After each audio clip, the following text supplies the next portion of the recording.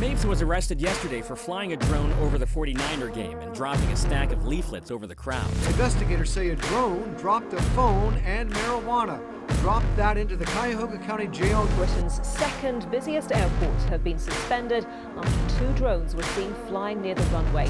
They thought it was fireworks first, but it was a drone bomb. A brazen assassination attempt against Venezuelan president. A twin attack at night with drones on 2 major Saudi oil facilities, one of them the largest in the world.